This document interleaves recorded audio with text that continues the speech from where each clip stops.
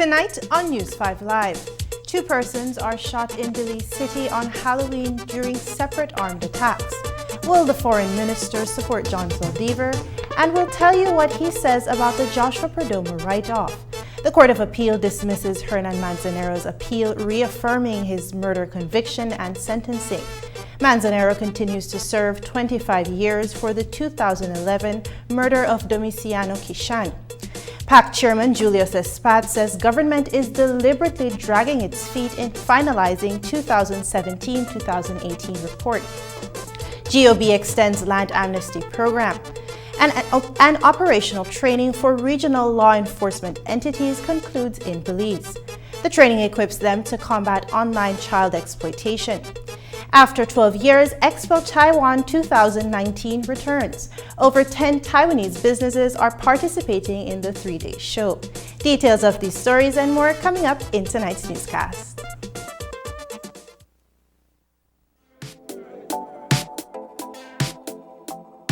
Smart introduces Real Unlimited Postpaid Plans, providing customers with unlimited talk, unlimited text, and unlimited data. Now that's a real great deal. With Smart Plus, Share 1 and 2, and Enterprise 1 and 2 plans, you can talk as much as you want, text as much as you want, and for the first time ever in Belize, you can enjoy unlimited data with your postpaid plan. So come in and sign up for an unlimited postpaid plan and enjoy limitless possibilities.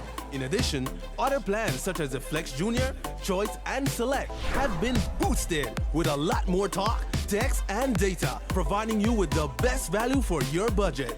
Be unlimited with Smart. Smart, your full-service communication provider. With over 100 years of service excellence in Belize, the Belize Bank Limited recognizes the importance of leading the way as we enter into this fast-growing technological world.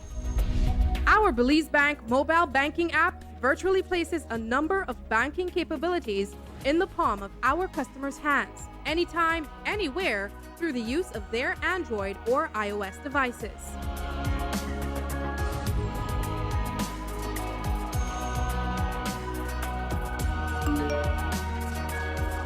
The Belize Bank, delivering a convenient and enhanced banking experience to meet the demands of our customers' digital lifestyle. The Belize Bank, our country, your bank.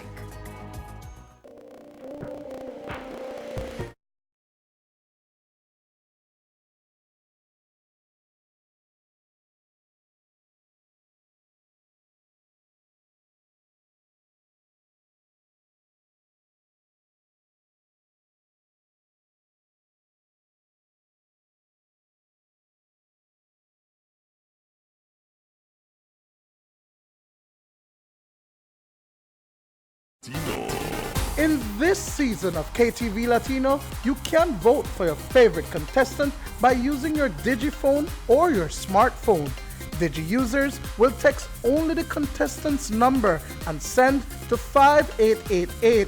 Each text sent is equal to one vote, so text as many times as you want.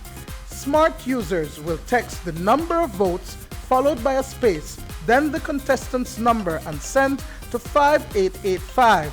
Here are this week's contestants. Yo te quiero, vida mía, no lo puedo yo negar, porque sueño con el día en que me puedas amar.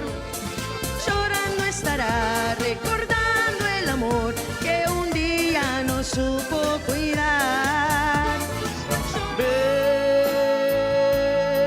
Ven que el tiempo corre y nos separa.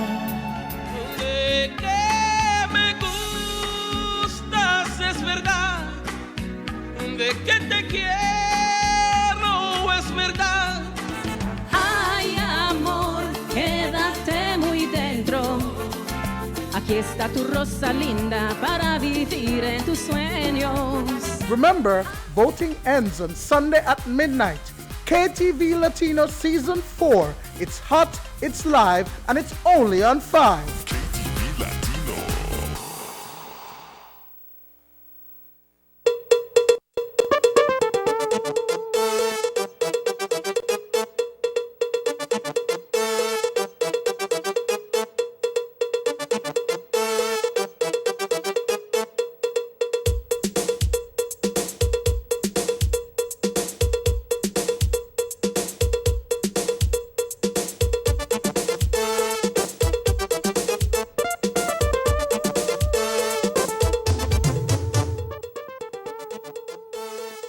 Good evening. Welcome to News 5 Live for Friday, November 1st. I am Charlie Hutchinson. The city has been free of murders since Troy Polonio was gunned down on Raccoon Street on October 15th. But on Thursday night, there was an attempt on a group of persons partying at a house on Lizarraga Avenue, even as children were in the neighborhood trick-and-treating. The persons scrambled for safety, but one was injured. 29-year-old Malik Acosta was wounded on the knee and taken for treatment. Soon after, in the area of the Civic Center, shots rang out again. Adam Joseph was shot and injured. Police are investigating Thursday night's violence. Here is Isani Cayetano with a report. While many were out trick-or-treating on Thursday night in Belize City, 2 gunmen were on the prowl for unsuspecting targets. The first incident took place in the Kings Park area sometime around 8:30. According to an eyewitness, at least 7 persons were socializing at a residence on Lizarraga Avenue when someone flew open the gate and entered the property. Without warning, the unidentified individual produced a handgun and opened fire into the crowd. The men reportedly made a dash for cover, but not before a bullet struck 21-year-old Malika Costa in the right knee. The observer, who also happened to be among the men gathered at the residence, told News 5 that the shooter opened fire indiscriminately into the group, but that he does not believe that Acosta was the intended target. In the din of vehicular traffic and persons going door-to-door trick-or-treating, the assailant casually approached the split level unbeknownst to the occupants. By the time they realized that the individual's face was concealed, he pounced on them violently. An hour later, police responded to a second shooting. This time, 25-year-old Adam Joseph was the victim of an armed attack during which a lone gunman fired at him while he was riding a bicycle in the vicinity of the Civic Center. Police say Joseph was heading in the direction of Belcan Bridge when an unknown person shot him once from behind. The technician, a resident of Ebony Street, was rushed to the Carl Huchner Memorial Hospital, where he is listed in critical condition. It is unclear what precipitated Thursday night's attacks. We are told, however, that in the case of the Lizarraga Avenue shooting, the intended target had been injured on a previous occasion when an attempt was made on his life. A police investigation into the separate incidents remains ongoing. Reporting for News 5, I am Misani Cayetano. On Thursday night, we reported that the Perdomo family has paid off the $40,000 debt incurred by Joshua Perdomo after he received the money in 2009 for studies abroad and never returned to honor his bond. The House supported the write-off of the debt after it was reported that he couldn't be located. As you know, there was a big backlash over the decision to write off the debt. Today, when we caught up with the Minister of Foreign Affairs, Wilfred Elrington, we asked him about the repayment of that debt. He says that $40,000 is a small sum to have made such a big public outcry about. In the same breath, he says that he believes education should be free for all Belizeans. Here's how he explains his position on Perdomo's case. Based on what I know, the $40,000 is a negligible sum. It is not really anything to make an issue about. I personally believe that education should be paid for all Belizeans because it is only through an educated population that we are going to develop and grow. When I look around at what is happening in Belize, look at the Mennonites, they dominate the economy. Look at the Chinese, look at the Indians, they dominate the economy. They are all more educated than the Belizean people in general. They come from more educated societies. And if Belizeans are to really benefit from the wealth untold that we have in this country, we all have to be more educated. Our focus has got to be on the creation of productive citizens. And not all of them will stay. But I know half my family live in the States.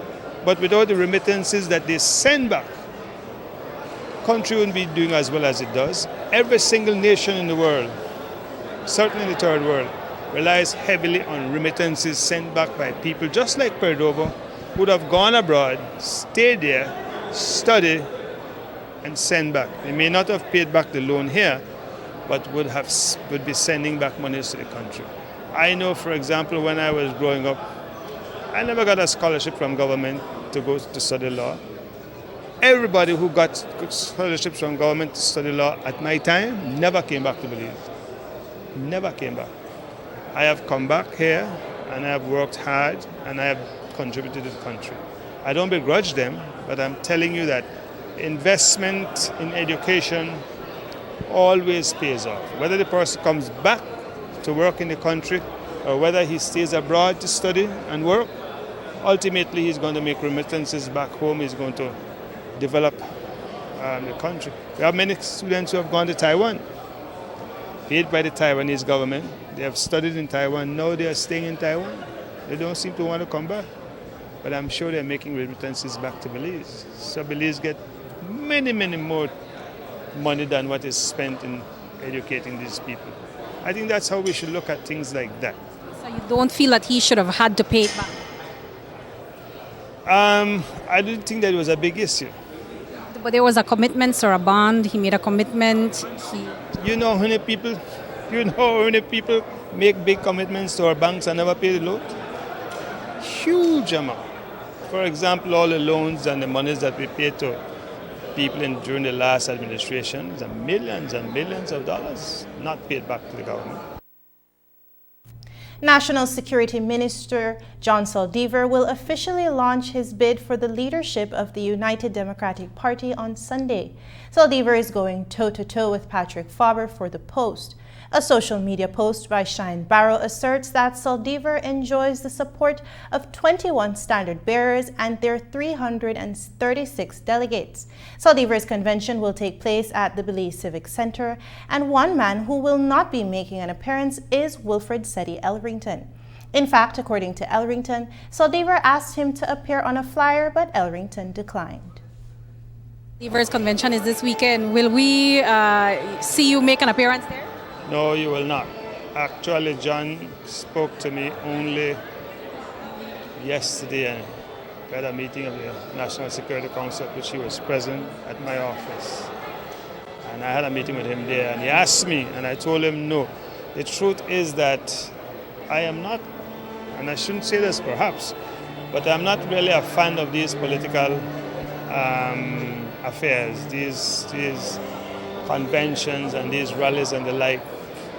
I'm not really a fan of them. And I try to stay away as much as possible. So I told him regretfully that I will not be there. Has he asked for your support, Minister? I know that we've seen a banner on Facebook with all these different ministers and constituent representatives who are supporting him. Has he asked for your support? He did ask for my support, and I told him no. He asked me if my picture could go on the banner. And I told him no, and I'll tell you why. Because these contests could sometimes become very bitter. And there has to be some people in the party who can speak to the opposing sides when they are most depressed or when they are most angry and get them to reconcile the position, in the interest of the party and in the interest of the nation. I like to see myself in that role. So if I don't show any partisanship to either side, I think they will have more trust to listen to me and be persuaded by what I have to say. So it's for that reason that I told him that I know there's going to be a negative fallout, and there has to be somebody who can make peace, and I would like to be that peacemaker. But you've already decided who you're going to support.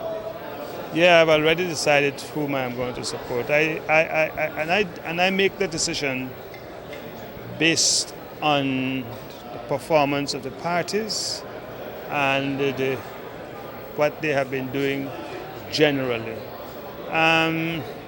But I did say, and I still continue to say, that I really would like to see and hear from them more as to what their programs are for the country. What will you do for the Belizean people? Why should I vote for you? Tell me. Tell me, why should I give you my vote? How am I going to benefit? How are my people going to benefit? That is the kind of position I'd like to take.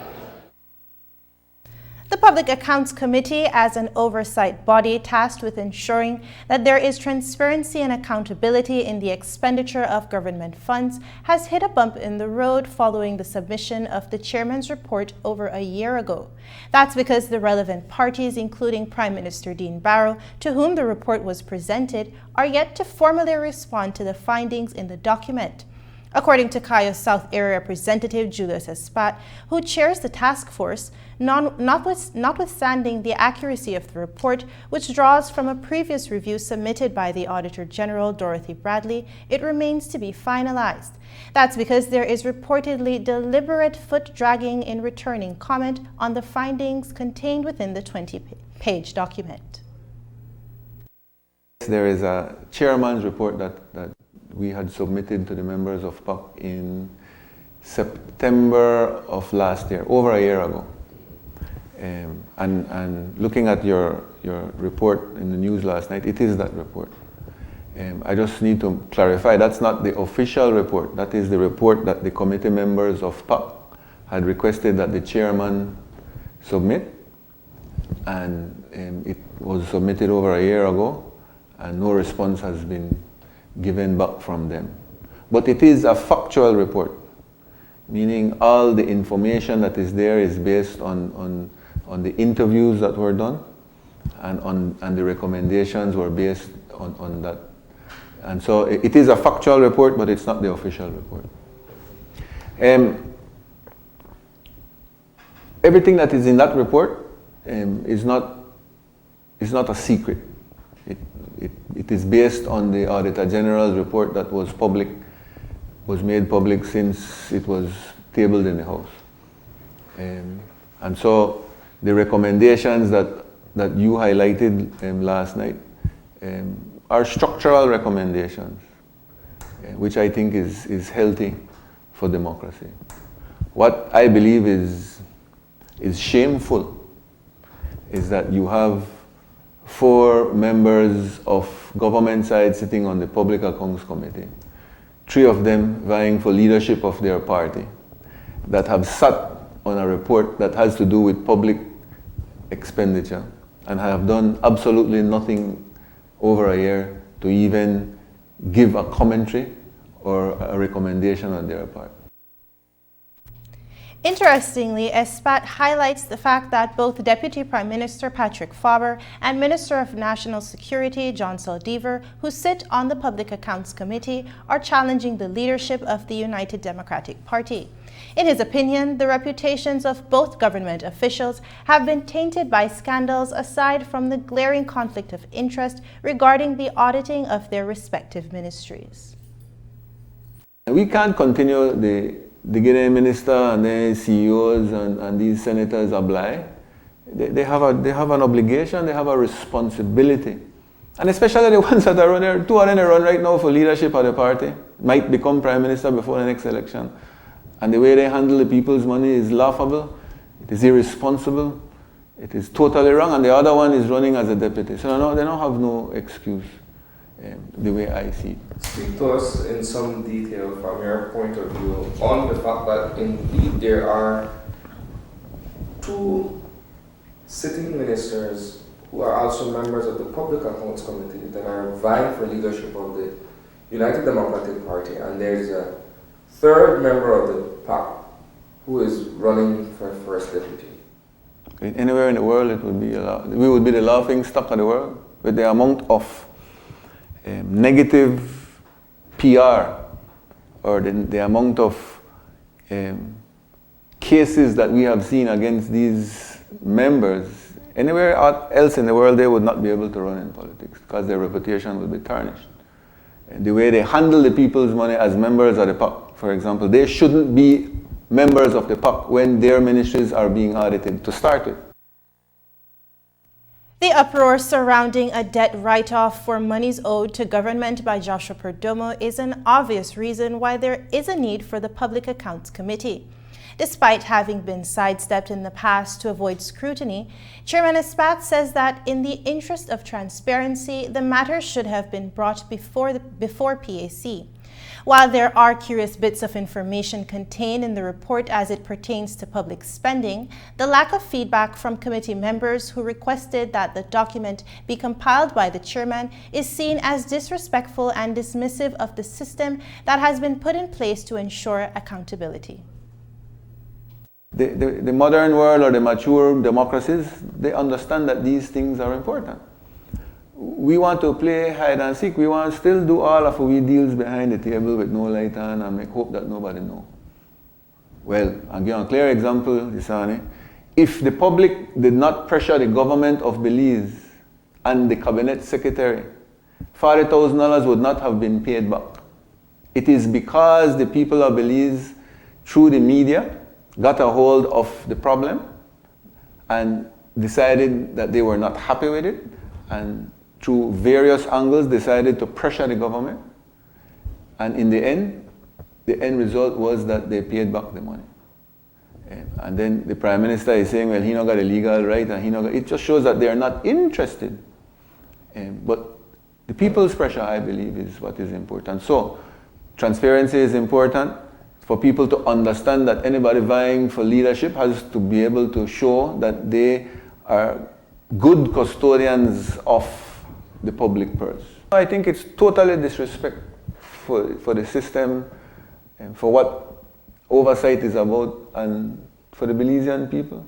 Remember we mentioned the amount of things that these people that are vying for leadership have gone through and been accused of, and in their mind they have gotten away with it. They don't care what the Belizean people think. They don't care what you and I believe of them. They don't care that they are sitting on a on a committee that is supposed to be doing good. They totally ignore it, dismiss it, and it means absolutely nothing to them. And it's backed up by their Prime Minister. Every time he goes to the House, he finds a way to justify the wrongs that they do and turn it into right. In early October, the government announced that it will be implementing the land tax amnesty program after it was passed by the House and approved by the Senate in September. The program raised eyebrows as to who will benefit since the government is writing off millions of dollars in taxes. Landowners who owe land taxes will be able to settle or manage arrears during 6 months that started on October 17, 2019. The deadline was originally the ending of December this year, but a statutory instrument which was gazetted on October 26th and signed by the Ministry of Lands, Hugo Pat, extends the program. The deadline is now June 1st. Cabinet Minister Wilfred Ellerington says there isn't anything negative about the program. I always think that it is good.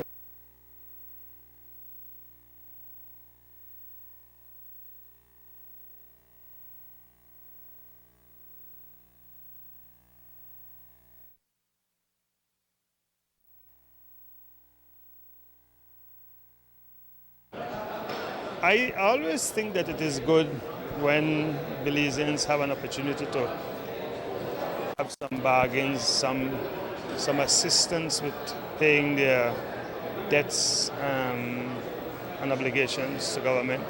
Many people have so many other obligations that they don't find it easy to pay land taxes and the like, particularly on lands which may not be as productive as they could possibly be with better training and development. No? So I don't see anything negative about it. I take it you don't share the view that some people believe it more benefits the moneyed landowners. Well, there can be no doubt that moneyed landowners will be benefiting, but it also benefits people who are poor and lowly and find difficulty paying their taxes. I don't tend to watch what happens with respect to others, and I certainly don't begrudge others what they get. You know, if the assistance is being afforded across the board to everybody, I can't find any fault with it, personally. Coming up, the region's law enforcement meet in Belize for a program to combat online child exploitation.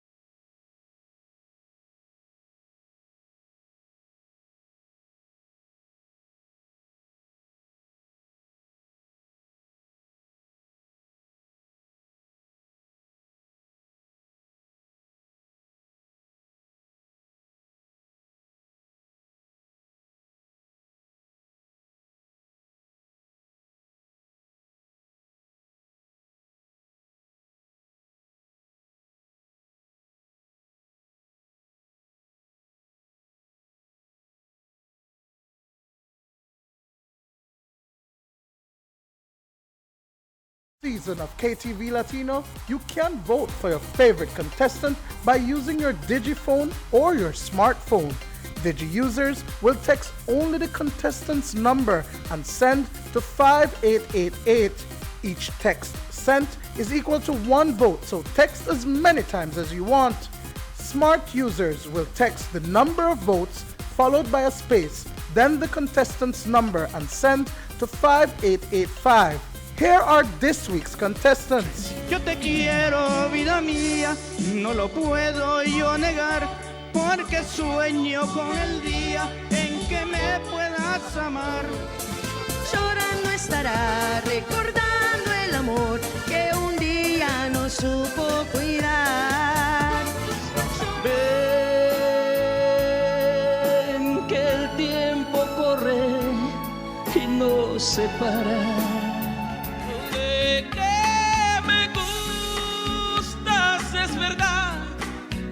De que te quiero es verdad. Ay, amor, quédate muy dentro. Aquí está tu rosa linda para vivir en tus sueños. Remember, voting ends on Sunday at midnight. KTV Latino Season 4. It's hot, it's live, and it's only on 5. KTV Latino. Checks, delays, and long lines are now things of the past. With our direct deposit service, all benefits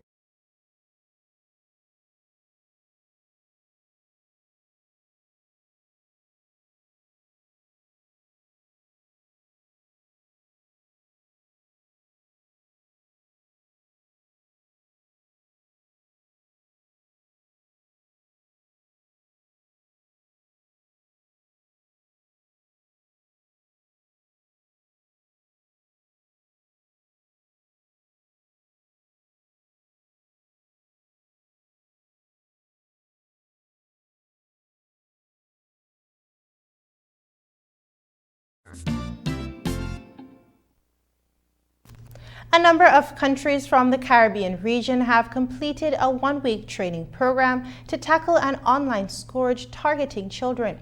Online child exploitation involves the sharing of images of children involved in explicit sexual conduct on the internet. The training was organized by the Interpol Cybercrime Capacity Building Project to free children from all forms of sexual abuse. Here is Dwayne Moody with a report. Since Monday, representatives from regional law enforcement departments and agencies have been engaged in a 5-day operational training. It's phase 2 of the Interpol Cybercrime Capacity Building Project in the Americas to combat online child exploitation. Cybercrime has rapidly become an issue within the region. If you look in this room, I see the females and the males from several Caribbean member states. And it shows me the importance of the international cooperation. International crime has no boundaries. In this week's training, I hope you understood the differences that we undergo in relation to cybercrime and promote mutual understanding among each other through the training. I can reasonably conclude that the purpose of the training had been completely accomplished. The priority of the Interpol's Crime Against Children unit is to identify and rescue young victims of sexual abuse, block access of child sexual abuse material, and prevent offenders from traveling overseas to abuse children or escape justice. An Interpol International Child Sexual Exploitation Database is an intelligence and investigative tool to be used by specialized officers to access data on cases of child abuse. Today, we have finished the operational training related to the crimes against children, and be aware that we already prepared the upcoming training activity in the 3 weeks in Aruba related to the open source investigative training and instructor development course for your colleagues from your countries. As we all know, the child abuse is a universal problem. Offenders produce, exchange, and even stream live video of children, including babies, being abused. They also come into direct contact with children via social networks and chat functions in games or several applications. And we all understand that the images containing the sexual abuse of a child are evidence of a serious crime. Dwayne Moody for News 5. Representatives from Barbados, Bahamas, Curacao, Dominica, St. Kitts and Nevis, St. Lucia, St. Martin, Trinidad and Tobago, and Belize participated in the program at the Radisson in Belize City. You may recall that exactly 1 month ago, we told you about a group of squatters along the Belize-Guatemala border. About 10 years ago, close to 30 families were relocated to the border and they have made their way on Belizean territory. We were told that at least 2 houses have been built on a piece of land belonging to a Belizean. There are reports that lands have been cleared for corn plantation and cattle. A report emerging from out of that area is that the squatters say that the land was given to them by the mayor of Melchor de Mencos. Today, we asked Minister of Foreign Affairs what's up with the Guats at the border. He says that it is a very complex issue and he isn't sure if it will ever be completely contained, but a lot of effort is being made to address the problem. We are working with the Guatemalan authorities to try to ensure that all those people who are trespassing on our lands there are removed, and we are trying our best to prevent them from continuing the trespass. We are actively working with the Guatemalan authorities with respect to that. Also, too, our defense force are working assiduously to try to ensure that things don't get out of hand and that those trespassers are kept at bay. But it's a difficult task because remember now there are so many people, the borders are so long, and the border is so long, and of course there's so much indigence and poverty in Guatemala that the temptation to come across the Belize is always there. I don't know. I don't think there will be a time when we'll be able to contain that completely. But we are doing all in our power to try to cope with it. The Court of Appeal has been meeting this week. A number of cases were heard, including one linked to the murder of Christopher Galvez. 23-year-old Galvez was murdered execution-style on December 22, 2009. The young man was fatally shot at the Pipersburg's boatyard near mile 2.5 on the Western Highway. At the time of the murder, the Galvez family was suspecting the involvement of a well-known police officer. Galvez's aunt, Yolanda Chacron, charged the Belize Police Department with participating in a string of cover-ups. Former police officer Darrell Usher's name was called. Galvez's murder remains unsolved and Usher was never criminally charged in connection to the case.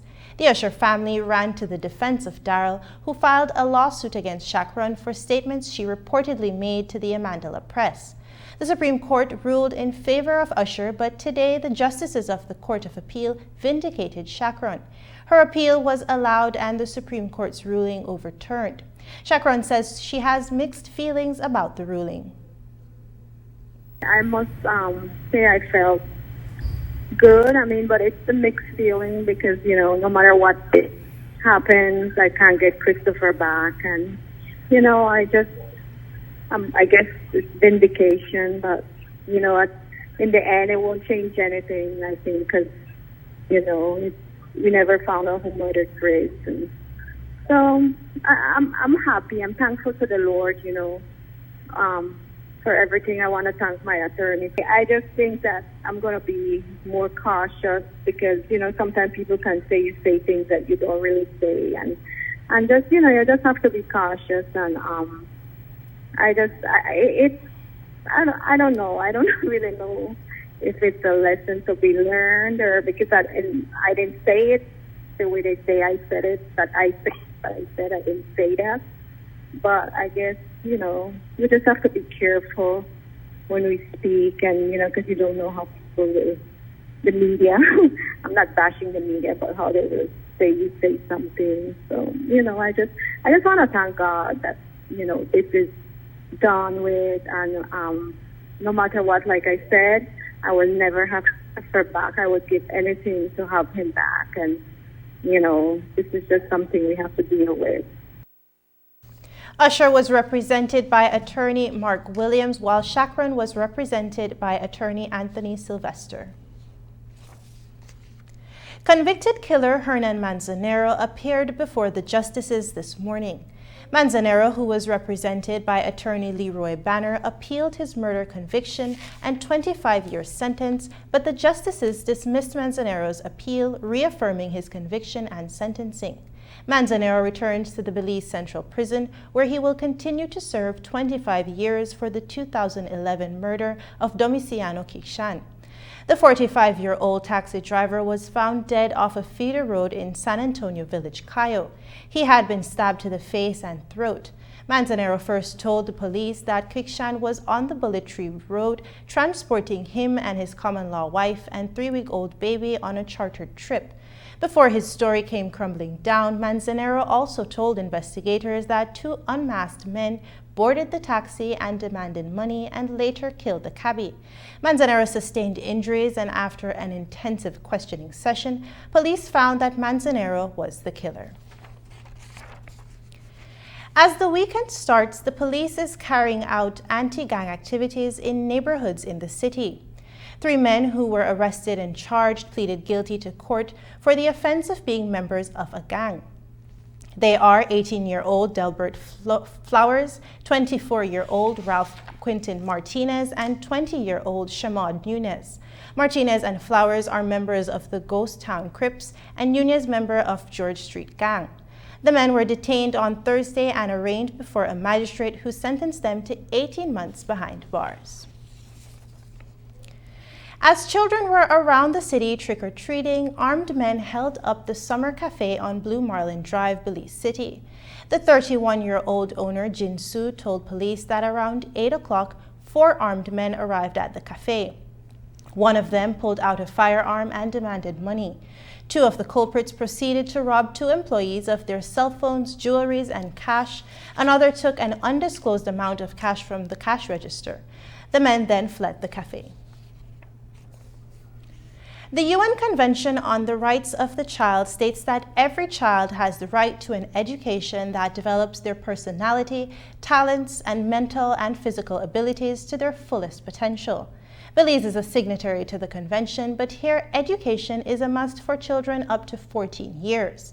It is 4 years short of the definition that persons are children up until 18 years of age. We say this because earlier today we met with Wasani Lino, now 20 years old. Lino is originally from Dangriga. His move to Belize City showed signs of progress, but he eventually fell from the wayside and became caught up in street life. But Lino dusted himself off, reformed, and through a program with the Ministry of Education, today he is a successful clerk. Here is his story with Dwayne Moody. Meet Wasani Lino, originally from Dangriga. He's a data entry clerk with the Projects Office of the Ministry of Human Development in Belize City. The youngest of 6 children, he's also a first-year student enrolled at the University of Belize in the social work program. I was born here in Belize City and raised in Dangriga town. I was raised by a single parent, my mother, and during the years I completed Standard 6 in Dangriga, and then I resided to Belize City to complete high school. But even at only 20 years old, Wasani has had his fair share of life battles as a youth. At the tender age of 14, he dropped out of first form at Gwen Lizaraga High School when he picked up his first charge for wounding another student during a fight. Coming into a new environment here in Belize City from Dangriga to Belize City was a drastic change for me. I had to learn to adapt the Belize City ways because I was pressured by my peers. The pressure was so heavy that I just had to follow, so I became a follower. I came across a fight because of this guy. He was teased, and because I am the youngest, he tried to bully on me, and so I had to defend myself. And at that time I was the class president, but then I had to defend myself, and so that led me to a suspension, and I lose my president badge. And so motivation, I dropped motivation, I got demotivated, and I started to act like everybody else. And so that led me to be rebellious, and being rebellious led me to an expulsion. I got in another fight with the same guy, which allowed me to cross the law, and the school policy was if you ever receive a charge, then you're no longer a member of the school. You were charged for? I was charged for harm. Wasani, like many other Belize City youth, got caught up in the juvenile justice system and was sent to the Princess Royal Youth Hostel. They've either been at risk for committing offenses, have committed criminal or status offenses like uncontrollable behavior. Some of them have been in the youth hostel, some have been in the Wagner's youth facility. And so it's often very difficult when a young person becomes involved in the juvenile justice system. Quite often they're kicked out of school even before they're actually convicted. They end up with a criminal record, and that has its own stigma. And it's very hard for them to get back into school or find a job. For Wasani, however, it was a life-changing experience that triggered him to reform after spending 4 months as a resident minor at the facility. He was exposed to unaccompanied minors, persons with mental health conditions, and others who society may define as hardened criminals. The court system assigned me to a social worker, and I ended up in the CRD system. Later on that said year, when I got expelled, I got into another fight, which led me to being incarcerated. At first, I was remanded from August 17th to September 25th. But unfortunately, no fund came for me to come down for the court. And that repeated itself for 4 months. At first, I lose hope. Didn't know what I want to do, what would be my next move, how will that position affect me later on. But even as he reflected and tried to reform his life, he was faced with obstacles. His applications to several high schools were turned down. At age 17, Wasani was still recognized as a child and had a right to an education. But there are gaps in the law as it currently stands because education is mandatory up to 14 and not 18. The law also allows for children at age 14 to be employed, and a recent statistic shows that 7 in every 10 children who are working do not go to school, and 68% of working children are doing child labor. So if people want to have a nightlife in the Farmers Road and Belama area. But since 2015, a safety net of sorts was put in place by the Ministry of Education for young persons like Wasani who need support. Gateway is an extensive arm of the Ministry of Education, Education Support Services. So we fall directly under that unit, which, as it says, provides support services to youths who are in school and out of school. We also provide support to families. We do counseling with our individual students, but also their parents, because we find out that sometimes the parents do need assistance, and many times these parents some are on the same page or some are not on the same page with what their children are going through at a particular time. 40 to 60% of the out-of-school population at Gateway Youth Center would transition to the formal education system, either high school or the IT vet for a trade. Based on the age gap, those enrolled in the program would also transition to the workforce.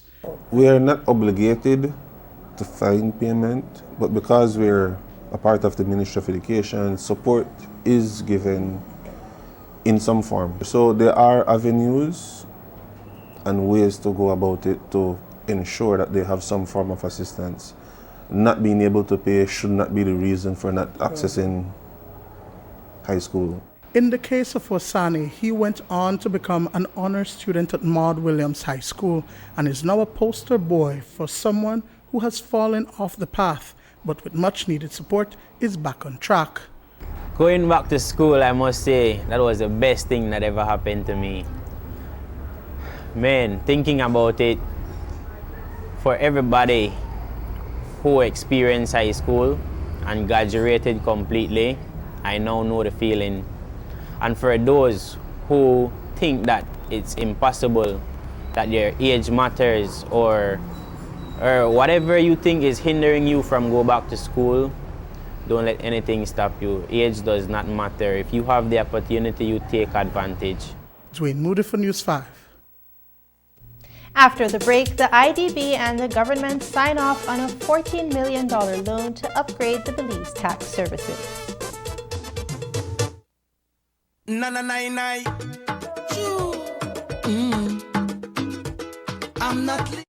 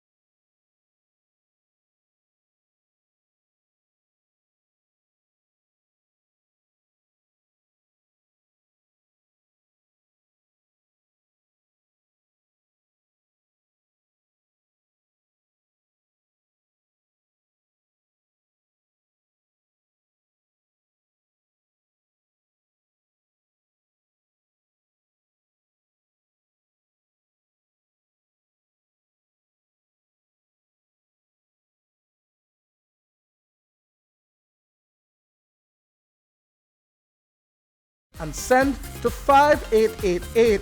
Each text sent is equal to 1 vote, so text as many times as you want. Smart users will text the number of votes followed by a space, then the contestant's number and send to 5885. Here are this week's contestants. Yo te quiero, vida mía, no lo puedo yo negar, porque sueño con el día en que me puedas amar. Llorando estará, recordando el amor que un día no supo cuidar. Ven, que el tiempo y nos separa. De que me gustas es verdad, de que te quiero es verdad. Ay, amor, quédate muy dentro. Aquí está tu rosa linda para vivir en tus sueños. Remember, voting ends on Sunday at midnight. KTV Latino Season 4. It's hot, it's live, and it's only on 5. KTV Latino. $14 million will be injected into the newly amalgamated Belize Tax Service for the strengthening of tax administration and collection, as well as for the modernizing of the technological infrastructure. A loan motion for the upgrade was approved by the Senate in August, a week after it was passed by the House of Representatives. The loan agreement was officially signed today by Prime Minister Dean Barrow and Country Representative for the IDB, Dr. Cassandra T. Rogers. PM Barrow says that the project will implement a new business model through a series of integrated processes and services for the taxpayers. This, according to the Prime Minister, will increase tax revenue and reduce evasion. We are once again grateful to the IDB for another instance, yet another example of the robustness of the partnership between us, of the strength of the bank's program with Belize.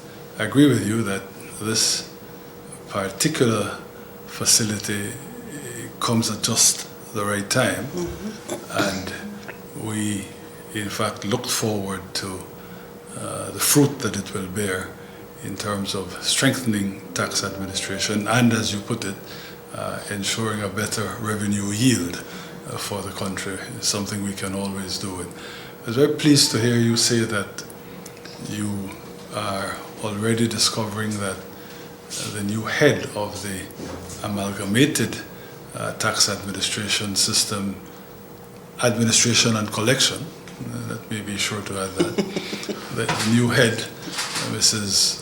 Michelle Longsworth, is of course already demonstrating her preparedness to cooperate with the bank, and naturally we are certain, we in government are certain, will help to give this new fit, they bring to this new fit the success that we all expect from it. The loan will be disbursed over a period of 5 years and is expected to have a positive impact on economic growth and development. Country Representative for the Interdevelopment Bank, Dr. Cassandra T. Rogers, says the project helps to achieve the goals of the fiscal consolidation program. The bank is very pleased to have approved this operation. It's not 10 million actually, it's 14 million, isn't it? 14 million US dollars to strengthen tax administration in Belize, and which of course we expect will contribute to the government of Belize's efforts to achieve the objectives of its fiscal consolidation program, no?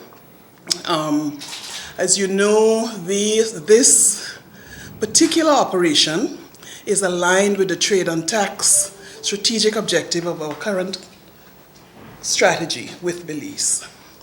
And the objective of that tax and trade policy is to increase export-led growth, specifically by focusing on increasing the efficiency and simplicity of the tax system.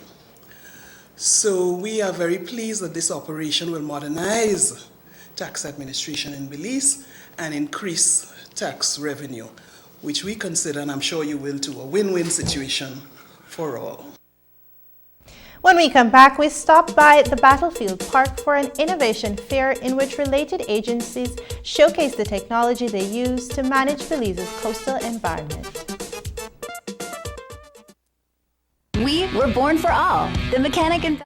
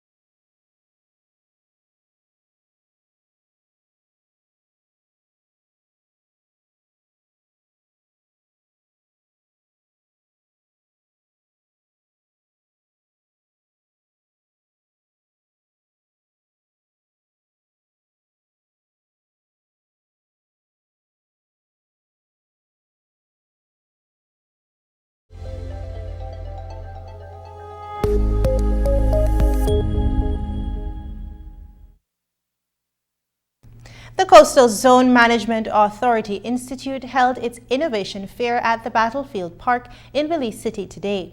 The event is a part of the 5th Annual Coastal Awareness Week. The Coastal Zone and its partners put on a display showcasing the work that they do with an emphasis on the technologies that they use to manage resources.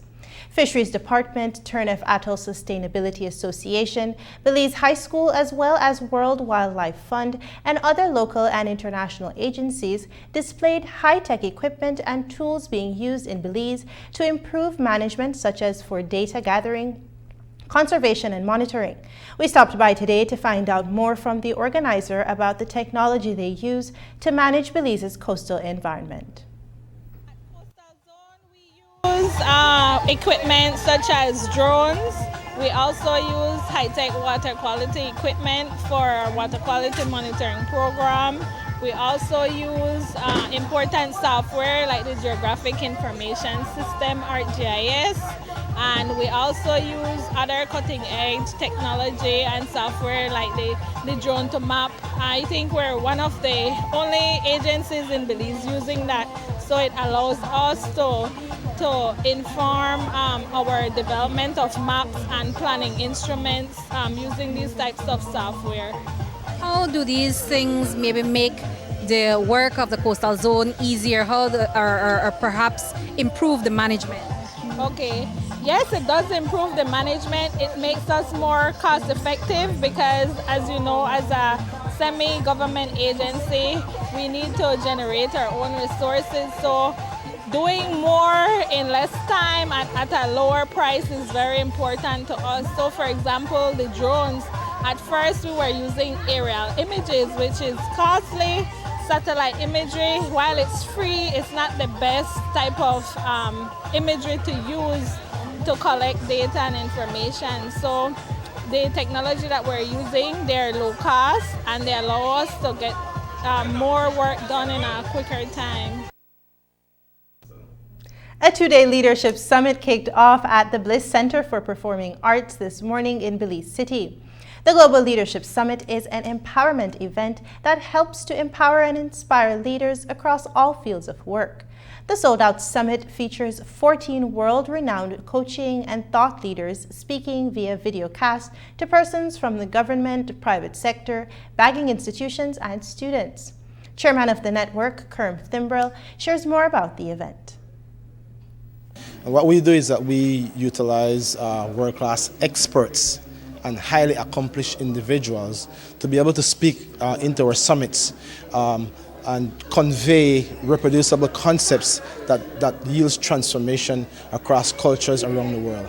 We empower individuals with the concepts to be able to create the right cultures in the working environments where everybody wins. You know, today we're going to be talking about ideal teams. How do you create ideal teams? You know, we're going to be talking about things that leaders don't do. That's critical, and I've seen this in my own life, Andrea, because, you know, as a leader, you have to be able to create the culture. You have to lead, you have to see more, you have to see before. People don't just follow anybody. You have to be able to add value to people's lives. It really empowers your life. It gives you tools to navigate. You don't have to be wondering, you know, what do I do when these situations arise? But we give you the tools to be able to know how to lead in those critical moments. As a matter of fact, the session that's on right now is how do you handle crisis in the midst of rapid change in times. It's critical. It's a critical topic. It's so relevant to our culture. And if we're going to move forward, we have to be empowered and exposed to this type of content and these type of world-class mentors who will be able to take us from where we are and create a grander us out of who we are, because we believe, Andrea, that everybody wants to be better, but it takes the right people. And that's why I've said earlier, we use world-class experts and highly accomplished individuals who can give us a roadmap to navigate to the place where we really need to get in life.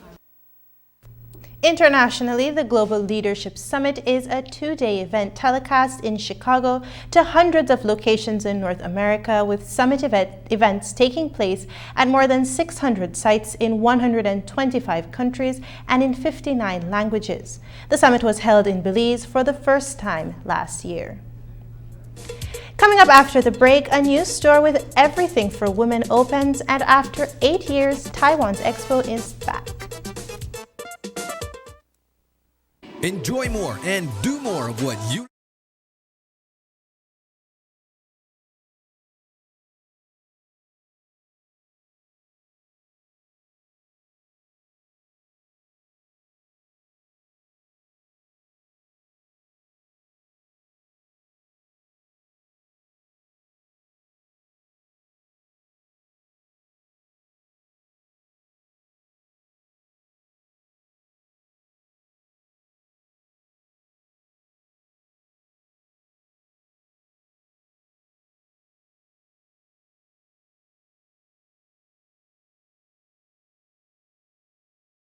afford to miss. Come to the Bliss Center every Tuesday night at 8:30 and have a great time as this year's contestants compete for the grand prize of $10,000. There'll be lots of fabulous giveaways, and every Tuesday night you get a chance to win $100 cash. That's right, Zetro International will give away $100 cash to one lucky audience member. The fun and excitement continue with Ozzy the Clown and musical entertainment by No Fair DJs. So make it out to the Bliss every Tuesday night at 8:30 and enjoy the music show everyone's talking about. Get your tickets at Channel 5 on Coney Drive, 88 Shopping Center, and Smart Office on Albert Street. KTV Latino Season 4, it's hot, it's live, and it's only on 5. KTV Latino. With over 100 years of service excellence in Belize, the Belize Bank Limited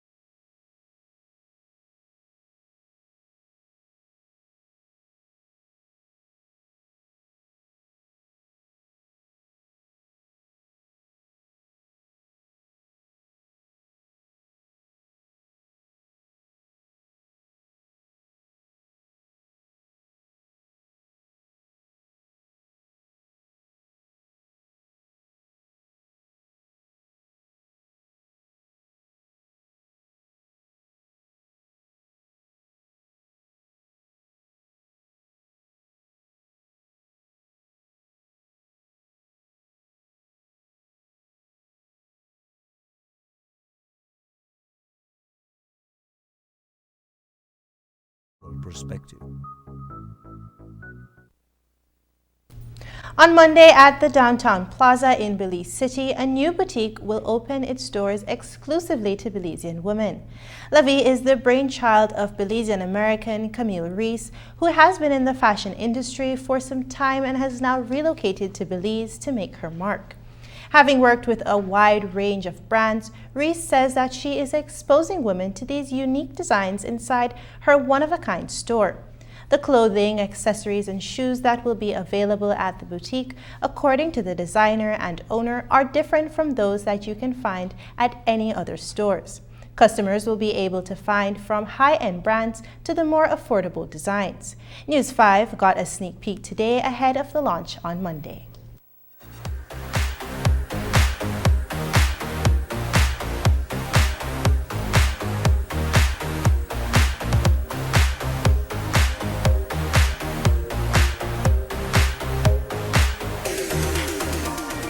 I'm a fashion designer. I actually went to school in New York City, and I worked in the industry in New York City for quite a few well-known companies, and I got laid off. I got laid off, and it was nothing against the company, but they were just having budget cuts, and I didn't like the feeling that I felt at that moment.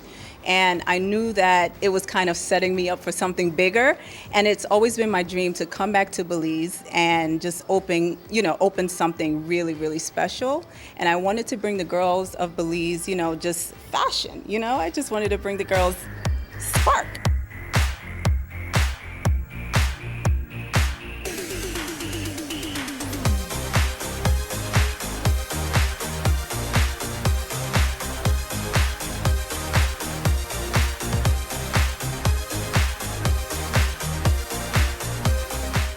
I just wanted to bring access to the girls, because they have access to all over what, basketball wives are wearing and, media celebrities are wearing. So, but it's not always accessible in Belize, right? So I just wanted to bring that here and just give the girls, all the fashion that they need. Yeah. We offer sizes from extra small to XXL.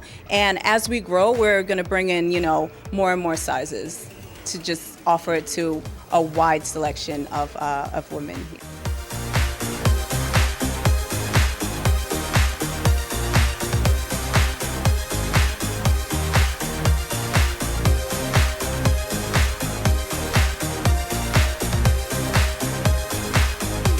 But the boutique will offer highs and lows.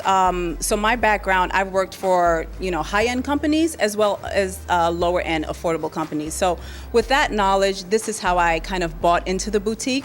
It's very affordable. Of course, we have some higher-end pieces, but yeah, I think it's something for everyone.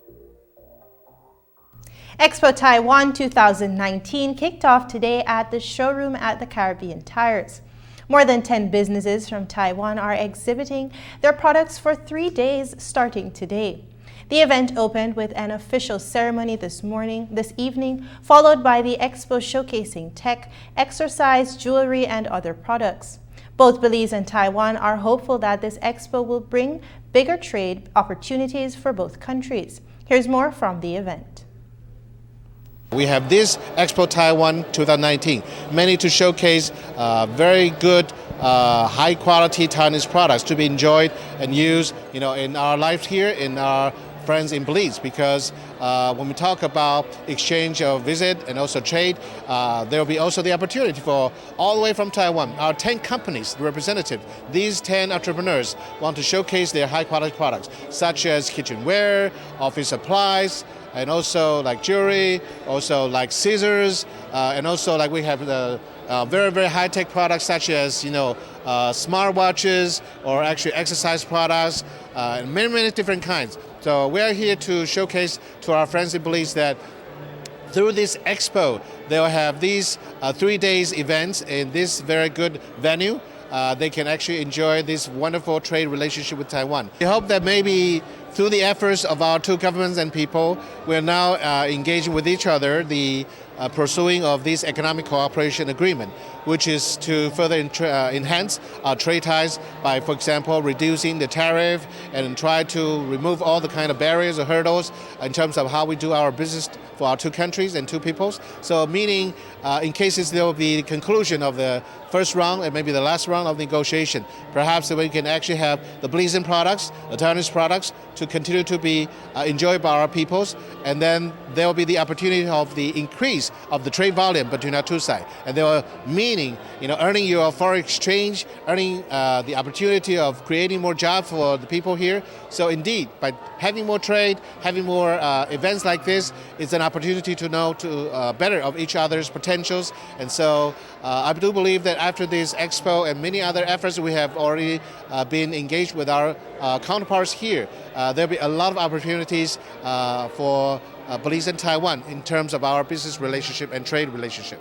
What we have been having really since the advent of Ambassador Ramos Chen is an acceleration of activity between Taiwan and Belize, which is specifically geared at enhancing the economic performance of the country. So we recently had a delegation dealing with agriculture, then we had one dealing with tourism, and now we have this expo of products made in Taiwan. Hopefully will be exported to Belize and sold in Belize. So we are very excited by this, really. We're really excited by the stepping up of the relationship between our two countries. And we are just being told by the representative who are responsible for the infrastructure program going from Corozal to Sataneja, that they hope to employ as many as 1,000 people on that project. That would come in very well for people in the Corozal area who have been having difficulty obtaining employment. So we are very excited by what is happening between Belize and Taiwan. And that's the news. Don't forget that tonight's broadcast is available in both text and streaming video at channel5belize.com. You can also connect with us on our Facebook page at facebook.com/News5Live. I'm Charlie Hutchinson. Thanks for joining us. And from all of us here at News 5, have a happy and safe weekend. Good night.